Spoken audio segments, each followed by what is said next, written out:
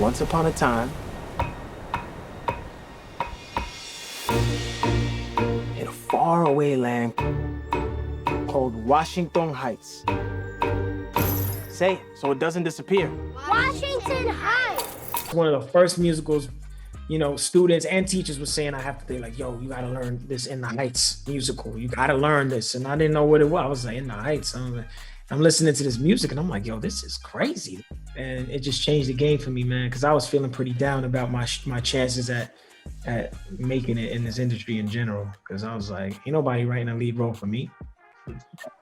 You know, there's no way. I'm like, you know, who I'm going against. Look at all these actors, the Rolodex of actors, and none of them look like me. And there are going to be so many kids that watch this movie and see you guys doing it and see that it's possible for them. Yeah, which I'm grateful for, man. Like that's the thing that excites me the most. I just think that Quiara and I are better at this than we were when we were in our 20s. Like, I just think Quiara's screenplay is so much like, it's so smart. It updates the script without losing the essence of the 2008 version.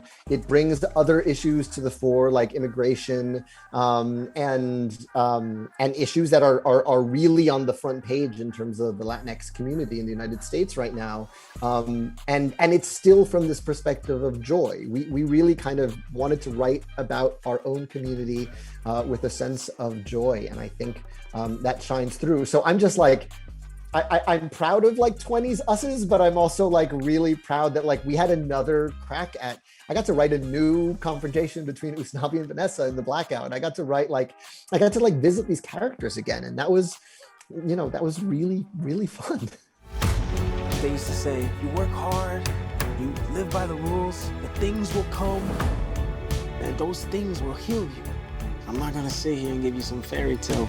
I'm not gonna lie, it's pinched myself lucky. I am so fortunate that I got to be, you know, invited to this party. It was the best party going on. Very, very fun. Everybody was like enthused and bringing the A game. Like Abuela Claudia says, detail by detail, we make a big story. And I attribute it to John Chu, who said, okay, you've done the detail work. Now we're gonna do the Hollywood work, because this is a Hollywood story. This merits the big screen. This merits the notion that this is for everyone. Every day, it's just the energy was so high. I mean, we had 500 plus extras, and it was great to get to talk to them and hear different stories. I think that really helped bring an authenticity. The extras were all from Washington Heights themselves.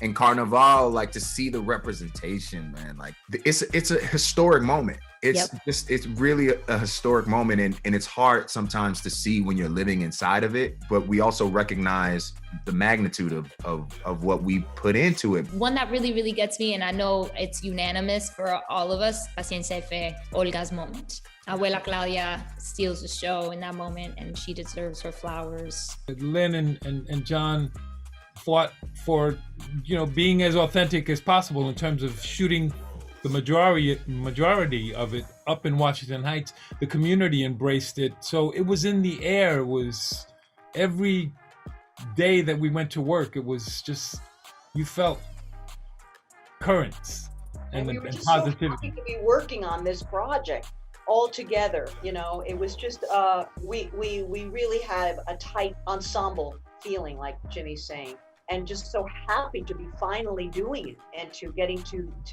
have the world see this beautiful story. Finally, there's some hope. Finally, there's vaccinations. Finally, we can engage with other people. And I hope that people really enjoy this movie and take all the positive energy that it has and heart-filled energy that it has into their souls, because God knows we've needed it. I thought that like 2020 was a perfect moment for it, and I was definitely bummed when they pushed it. But now I'm like, actually, this is even a more perfect time for it. Like, after what we've been through in the last year, the world needs a movie like this. The world needs uplifting. The world needs joy. The world needs celebration.